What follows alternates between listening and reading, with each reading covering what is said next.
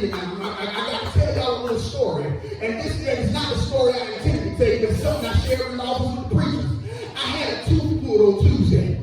And see, the reason I had to get this tooth pulled was because I was eating something and it cracked the tooth and broke the filling. Good God Almighty, watch this.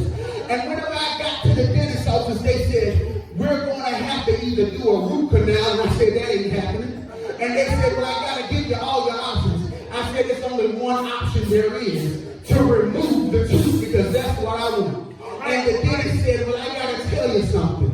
Because the way the tooth is still strong and you want it pulled. Now, this was the part he didn't realize he was talking to somebody that had quickened in a heartbeat.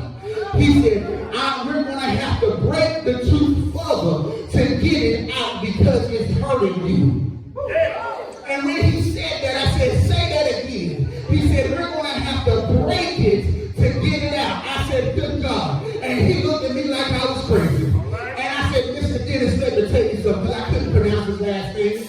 I said, you just spoke a word right there. I said, because olive has to be broken to get olive oil.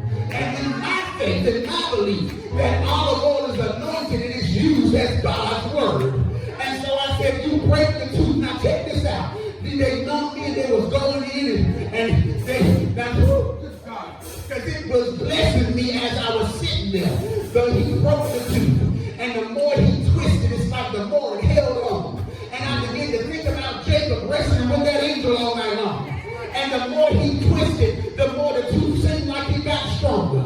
And then the more he pulled, the more it's like the tooth wanted to stay. And then when he finally got all the pieces out, he said, we finally got it out. And I said, good Lord, you just blessed me.